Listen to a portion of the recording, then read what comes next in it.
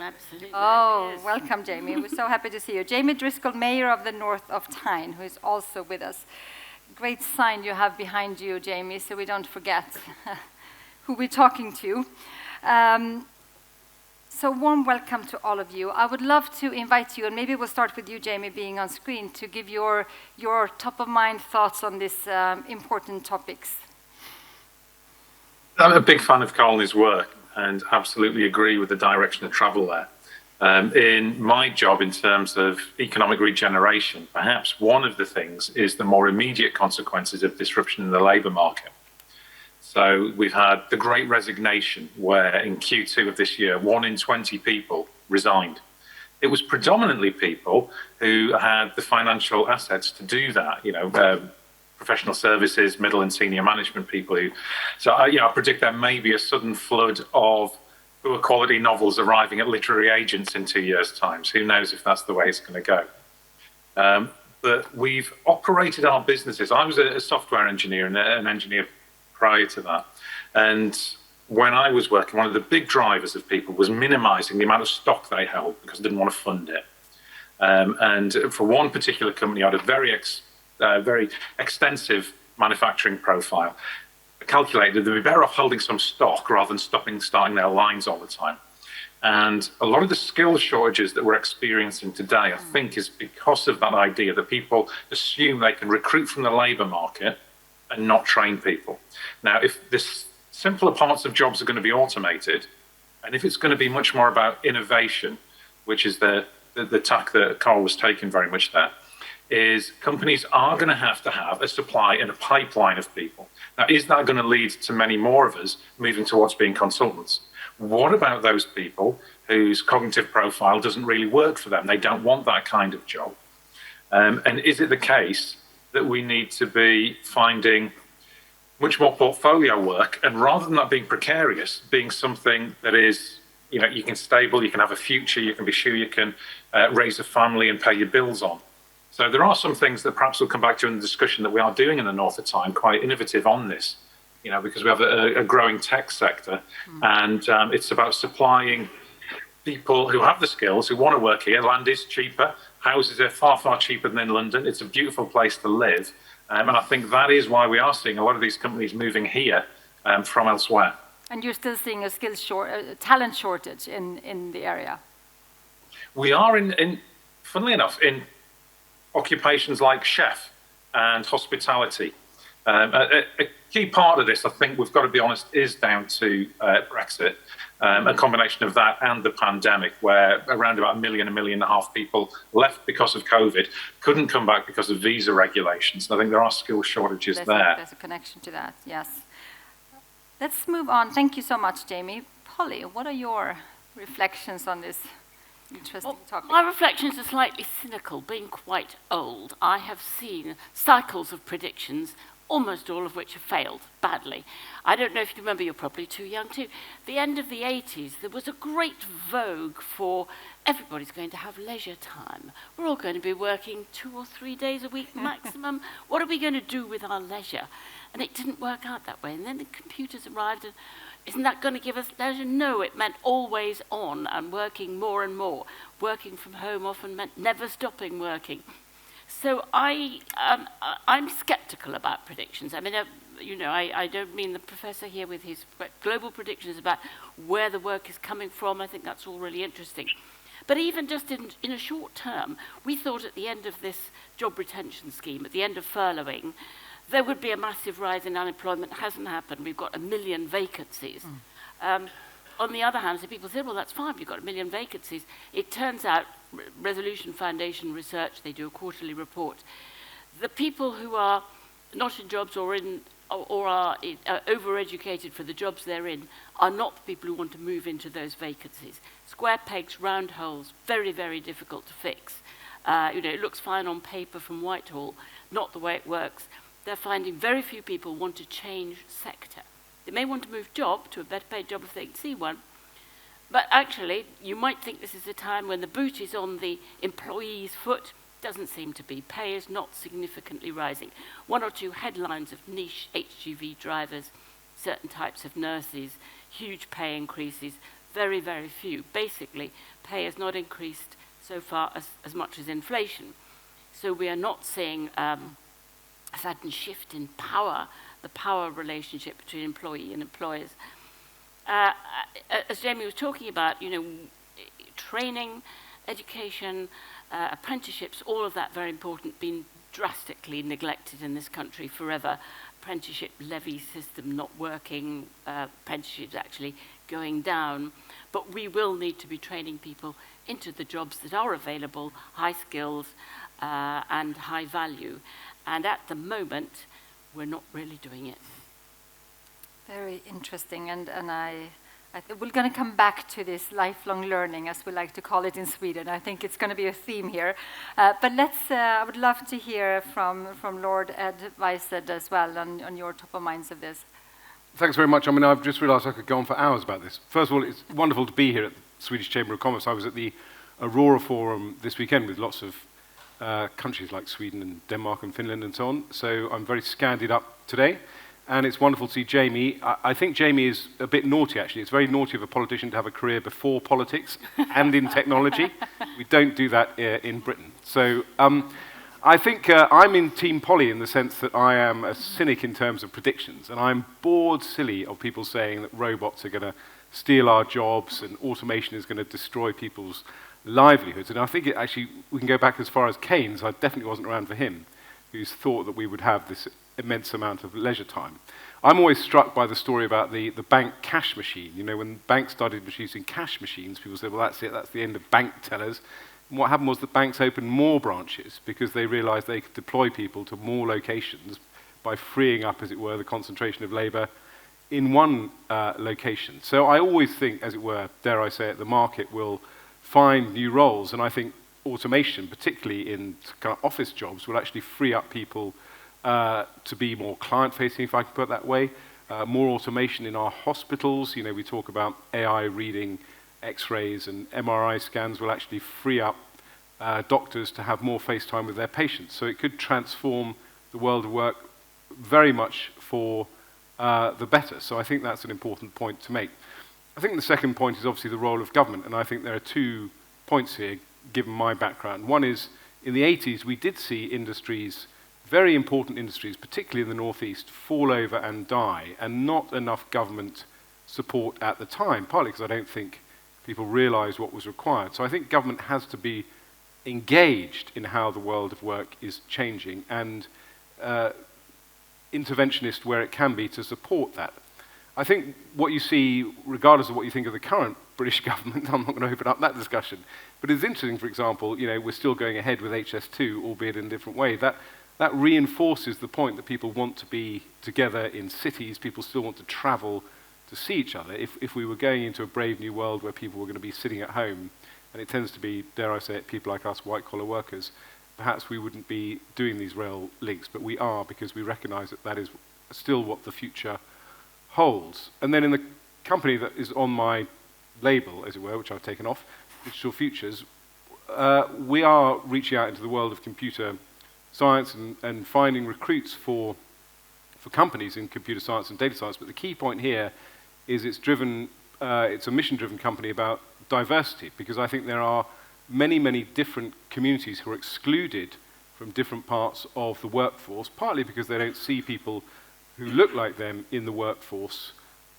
who employers need to make additional effort to go out and recruit and bring in to the workforce. And finally, on employment rights, again, another government role, as people perhaps move away from what we regard as conventional work, the gig worker, to coin a phrase, government has to be smart about how we can protect employment rights and employment benefits for people who may actually want a lifestyle where they move from job to job and have complete flexibility, but don't want to be left without any kind of a safety net.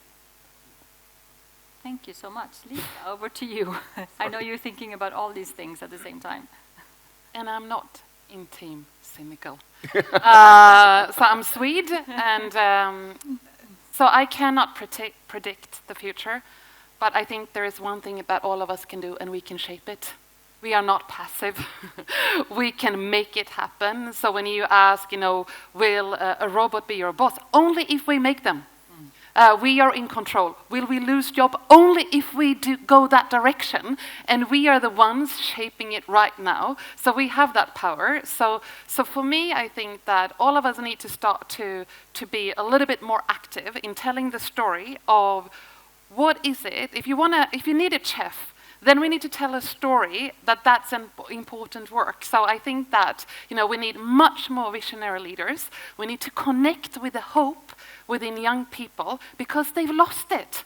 They don't know what society is all about. They don't actually know what government can do for them. They don't know what companies can do for them. So I think that we have such an important role here to connect with young people, share with them the future that we want to shape with, not Greta, not, it's not us and them, it is together with. And I was thinking before when you mentioned FOMO and HOGO, and I was like, April. So I invented my own. I think that right now there is an ask for authenticity. There is an ask for authenticity in the labor market. And I think that there is an increased inequality that we need to address. And I think that, there is such need for purpose, and there is also a lack of loyalty. And I think all of these four things, it's a leadership issue. Yeah. And I think that we need to see that we are in control. Such interesting perspectives, and it made me think of, we did a ton of research during the whole pandemic on work from home, and one of the pieces of research we found is that on the verge of countries opening up again, actually 42% of the people researched said they wanted to change employer. And during the pandemic, nobody moved, right? The attrition rate went down, and it was really easy to retain. And 42%, and you connect that to the shortage of talent and what we already have at our hands. And I think you're on to we also see people looking from the purpose and understanding and knowing they're working for the right people that they actually want to work for. And I think that's such interesting points you're connecting here. I can't help but wanting to go into where I think you've all touched on this, and it definitely has to do with the young generation as well, but what's the topic of learning? So when I grew up, you got your university degree, and if you were lucky, you got into a big company, and in that big company, you would be rewarded every 2 years to be sent to some course. So every 2 years or every 3 years, you would learn something. Except for that, you really didn't need to learn. And now we're talking about 1 billion jobs disappearing, new jobs popping up. We don't know what they are, but there are shortages. What do we do with skilling and learning, and what do we do with it? In Sweden, I think, are less wasteful with your young people than we are. Half go to university. That's a big improvement. It's risen in the last decades. But the other half are badly neglected and have been forever. It's, the policy makers, it's us and our children, people like us who go to university, and very little known about technical qualifications, which are confusing, or apprenticeships, which sound nice because people think, apprenticeship with Rolls-Royce. There are very few of those gold-plated, wonderful apprenticeships. More people apply to be a Rolls-Royce apprentice than apply for each Oxford and Cambridge place, but there are very few of those. We have badly neglected the talent pool of people who don't necessarily do A-levels, but will develop later.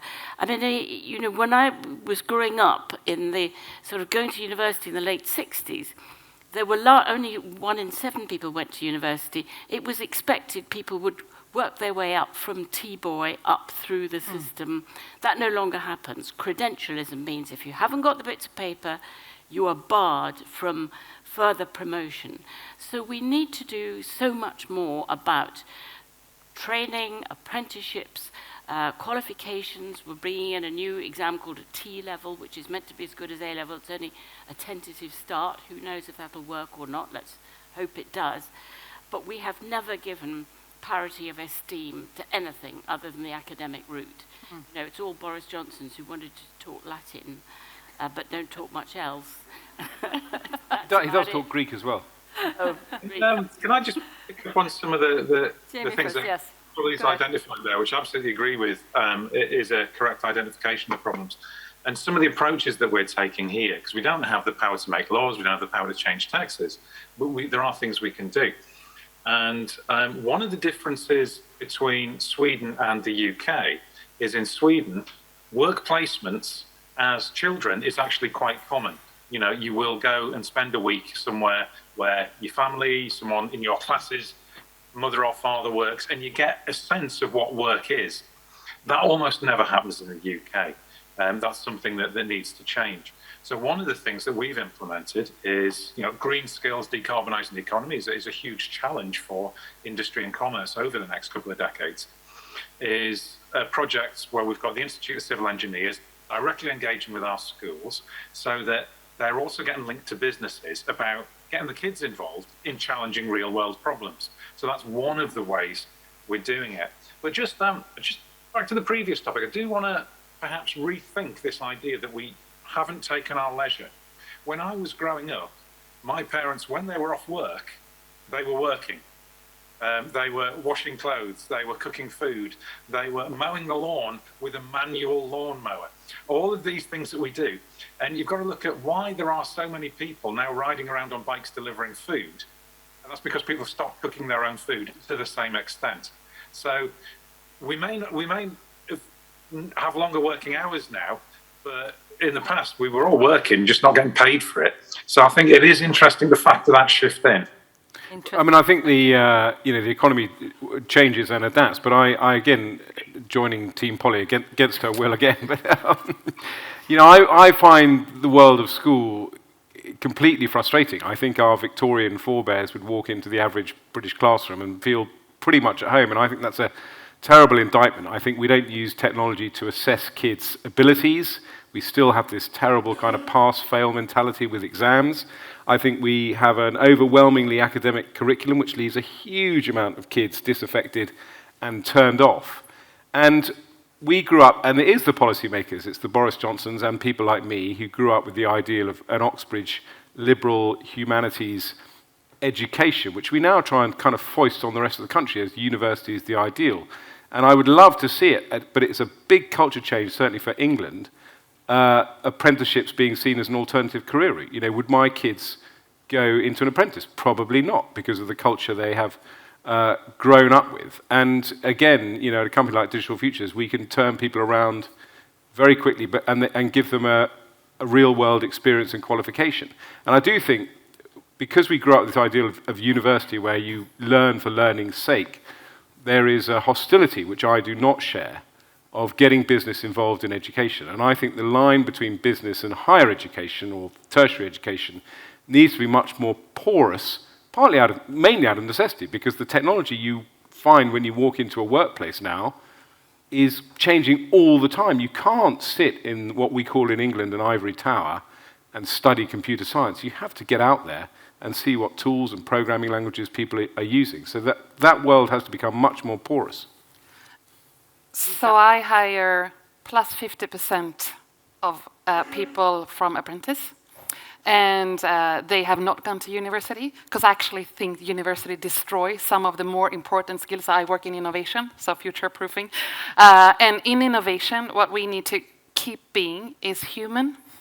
And I think that, sorry, but I think that, you know, in traditional school system, and then, you know, topping that up with the university, you kind of learn a very structured way of solving problems. And I think that we need a more, you know, human way of solving problems. That means curiosity. That means originality. Things that a computer cannot do, which is combining two crazy things into something new. And if we're going to, you know, solve this problem in education, but also solve, you know, climate change and inequalities and all of that, we need to have people who can solve things in a new way. So I also want to radically change the curricula in the school, and I would like for every single kid to understand their own personal abilities. So right now we are kind of, you know, fostering 25-30%.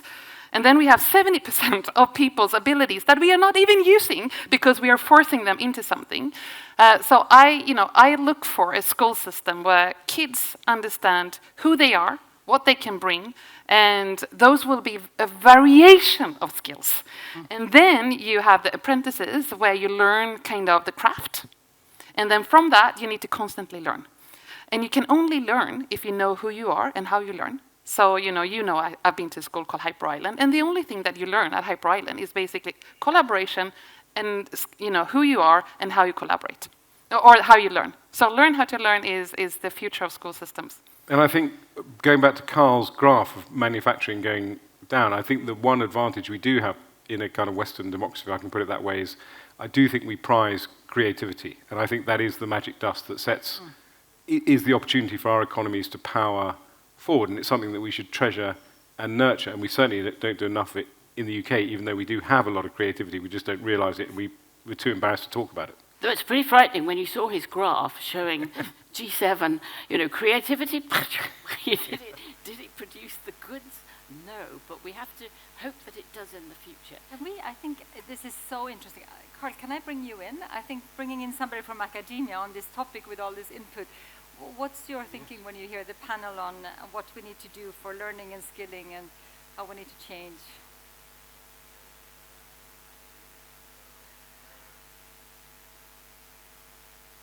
As you mentioned, I am in academia, so I'm probably inevitably biased towards it.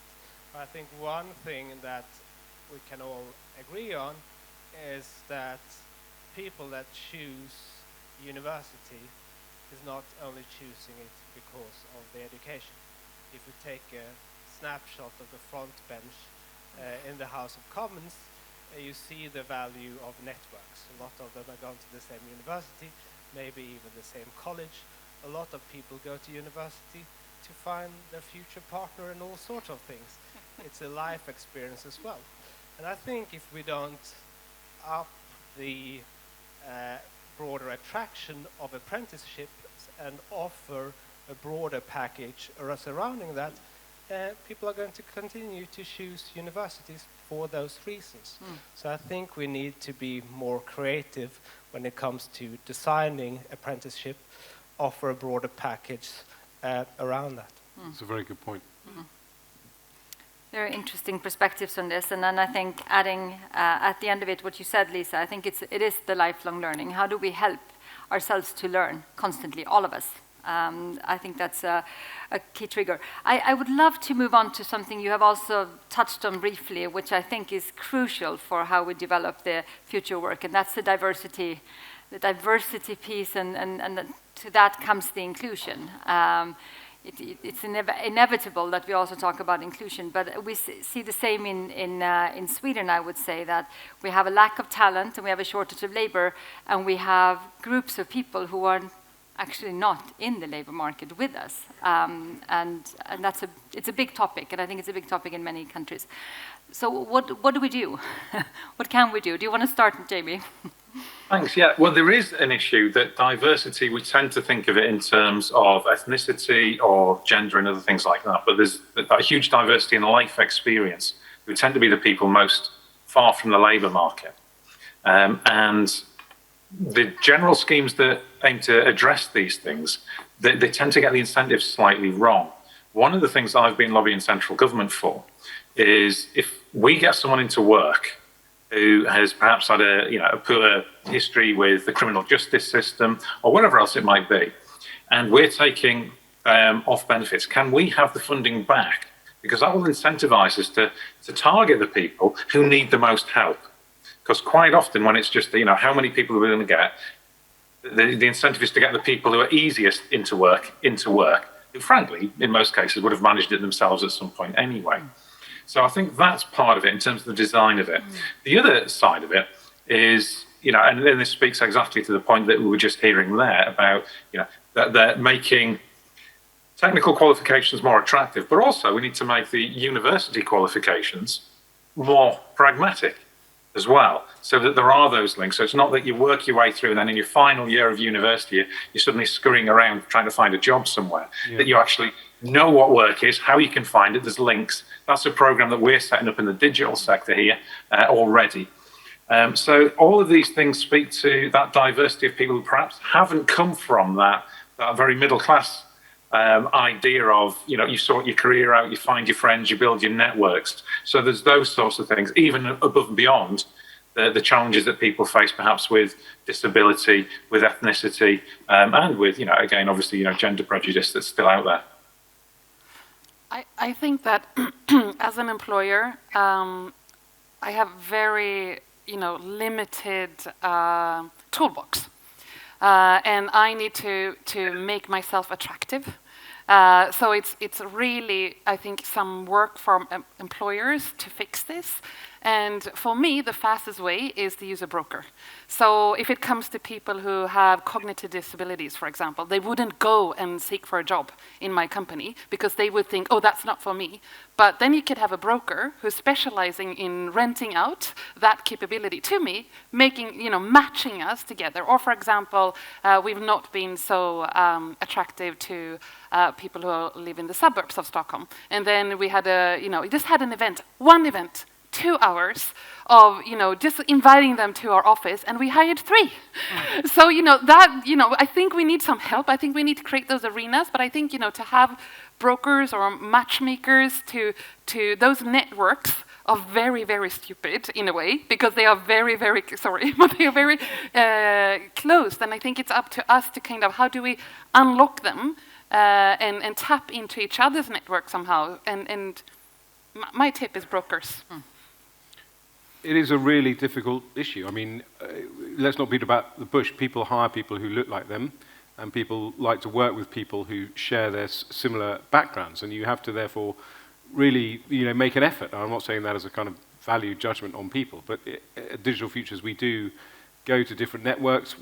Big employers tend to recruit from the same universities. They need to make the effort to recruit outside of those networks and seek different networks. They have to understand the different pressures that different applicants may have in terms of actually accessing the workplace or feeling comfortable in a traditional interview. I know there's lots of innovation going on in terms of blind CVs and so on, and we have a dashboard with people's videos and their hobbies and their interests, and you can kind of get to know a person in the round when you look at them before you hire them.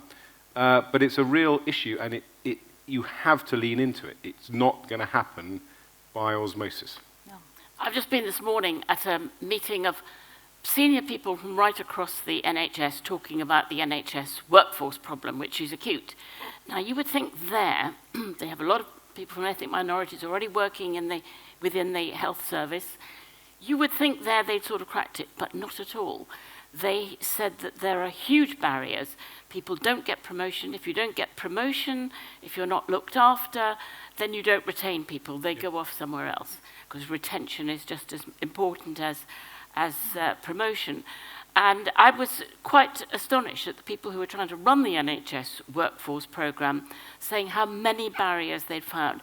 And you have to step in and help people, teach them how to do interviews, how to present themselves, how to put their best foot forward, how to promote their skills, when people have considerable skills that they simply are unable to exhibit at the crucial point.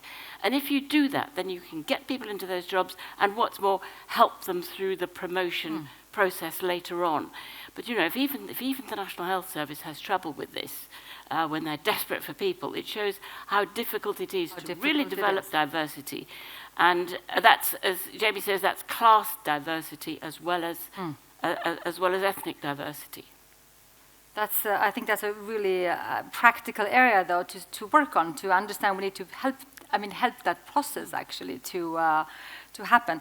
I'm very curious. I realize we've been talking away, and we've almost a little bit forgot to ask the audience. I think we have a few hands here. Yes, should we start down there? Hi, Victor Heddenberg again from Association of MBAs. I just wanted to make a little comment, because we work with business schools all over the world, so we're directly in the higher education market, and there are some positive news on what's happening, and one of those things is the introduction of micro-credentials, where people pick while working. I mean, let's say you finish your high school, you start work, and then you pick micro-credentials over time while working. And we're seeing the introduction of this at many business schools now across the world. I think it's going to take some time before it really takes off, but it's a really positive sign, because we're seeing a more move towards a pragmatic education. Love it. Rather than just academic. So that's some good news from what we can see, and we're really trying to push that even further with business schools. And it's, in some countries, it's massively popular, and we're seeing kind of a big growth in places such as the US, actually, with micro-credentials, because education is so expensive. And in a few other countries, still a bit too academic, but we're making that push. So some good news on that front. It's really interesting to hear. I think we have another reflection or question here. Hello, really fascinating discussion. My name is Susanna Silversol. I'm from the Swedish Embassy. Also, thanks for the presentation earlier, Dr. Frey. I would love to hear your inputs on this as well. So my question relates to comments regarding career development and the impact of remote working, especially for young people. And I think the diversity aspect comes in here as well. We had the Chancellor for some months ago saying that young people would benefit most from actually being in the office for their career development. So it would be great to have the panel's reflections on this as well as Dr. Frey, if possible. Do you want to start on this, Lisa? Have done some on this. I would agree. I think that the reason why we collaborated so well during the pandemic is that we had a certain depth in relationships. And you can borrow that from teams who already know each other. But if you're new, and if we are going to continue to work like this, I think that we should use physical meetings to build deep relationships. So for me, is that career development? Well, it's part of developing the skills that you need to then do some of your work over screen, some of your work over phone, some of your work alone. But that, since I think that there is going to be a need of your, collaboration, that is something that needs a certain depth. So that, I don't see a world where, I have a lot of developers and they think that they can do everything from home. I disagree. I think that we do need to meet to get to know each other as individuals. You are quite right. Drag your developers to the office. Yes. Well, Absolutely. I totally agree. And in The Guardian, when we went into lockdown, there were certain people who joined who had never been in the office at all. And then we began to have random meetings, which was quite clever, where people would volunteer to join in random meetings and would be just thrown together from all different parts, because it's an enormous organisation and I don't know very many people except the people I happened to sit next to when we used to sit next to each other. And we had just conversations. It'd be somebody from marketing, it would be somebody from, different sections, technical, all sorts of different sections, and we just had a meeting to get to know each other. And we talked about our lives and families and everything else, and it was a very good experience. And I thought, how much more when we go back to the office, we ought to incorporate that in and actually be meeting more, because even when you're in the office, you really only see your own little sector. You never see anybody else. Yep. I know when Carl was talking about people, potentially moving out of cities and more flexibility, that is obviously a great kind of side effect of the pandemic, that people have realised that they can work from anywhere and go surfing for 6 months, but still run their, billion-dollar company. But, I'm literally unemployable. So work from home for me is an absolute godsend. But I realised when Carl was talking, for people in their 50s who can't socialise in a workplace, perfect. But for people entering the workforce and learning their craft and skill, there is so much more. Again, Digital Future is part of our course is about workplace skills, because you need to navigate that. You need to manage upwards or whatever. You need to just learn to socialise in a workplace with your colleagues, and you cannot do that on a screen. No, you cannot. Should we let Carl give a view on that as well? And I think it's an excellent question. It is a great question. So I think on the upside, and I think it's actually Microsoft study showing this, that meeting size has increased as we moved virtual. And the plus of that is obviously that younger people can potentially sit in on more senior meetings, which they would otherwise been unable to attend, and learn from that. On the minus side, though, most people learn at work the way we learn through life, which is by finding who is good at what and copying behavior. And if you don't see the people that are leading in your field on a daily or regular basis, you are less likely to be able to learn from them. And in addition to that, young people need to build up their social networks as well. And we can maintain our networks quite well virtually, but building them in person works better. There are things we can do about this, yeah. The authority I lead is a very new one. We'd only been in existence for about 9 months when everybody had to go home before COVID. And there was a young member of staff we'd recruited, and I was speaking to her about 2 weeks after she'd started. and asked her, says, do you actually think this job is really it? And she said, no, that is exactly the feeling. Because I've not been into the office, I think it can be taken away from me at any time. So this is the experience of people. One of the firms that I brought to the Northeast, they changed their onboarding because they recruited lots of people in a tech business during the pandemic, and they found that they were just not retaining people. So they changed it to a 3-week physical onboarding there, so they built it up. One of the things that we did as a combined authority then is we organised learning lunches where people from home would come in, talk to each other, share things, the sort of meetings that perhaps Polly's alluding to, and bringing people in does get some of that. You can't replace the physical, but equally, what I'm finding from all of my team is they're telling me that they get more work done when they're at home, but they get more thinking done when they're with other people, which very much mirrors what Carl was saying earlier, that distinction between execution and innovation. Can I just throw in one danger? Yes, yes. There is some evidence that women with young children are the ones who are working from home, and they are going to get more excluded from the networking and from all of that. That Yes. men going out, when it's hybrid or when it's voluntary, there is a risk Yes. that it's always the women who, because it's much easier with young children, you can be flexible, you can go and collect a kid from school and then work a bit more when they've gone to bed in the evening and that sort of thing, you know, that flexibility, very important. It does mean more women have joined the labour market since COVID, which is interesting. Yes. But on the other hand, a risk that they may fall back in terms of career development. We see that in research as well, that Yeah. women are actually, you know, kicking higher on that need to work from home and wanting to work from home. It depends what job you're talking about, and it depends whether it suits your lifestyle. I mean, I was very struck when BT moved its call centres to people's homes, which is a big deal. The reason you physically go to a call centre is because of data protection. You don't want your partner looking over your shoulder as you're looking at Ed Vaizey's phone bill. But they changed the regulations and made it work. And actually that is a good for a lot of women who work in call centres because they can stay at home. But I was also struck just randomly going to a dinner in one of the brief periods when we weren't having a lockdown last year and having a brainstorm with a company. And I just remember this vivid feeling saying we could not have this conversation, this creative ebb and flow on a Zoom call. Just wouldn't work. And I see, and I am so sorry we have to interrupt this panel due to time because it's fascinating. But we clearly see that in research as well, that people are actually more efficient when they get to work from home, but they are less innovative, and the creativity suffers. And the other thing that suffers when you work from home all the time is the culture you're building. And that's the context and what you want to be part of, which I think is so important. So, but I think also to what you're displaying here today, I think it's a topic that we will have to keep learning about all the time. I think it will never stop. So with that, I would like to thank the panel so much, and thank you, Carl, for the great keynote. Thank you, Jamie, for joining us online. Really appreciate it.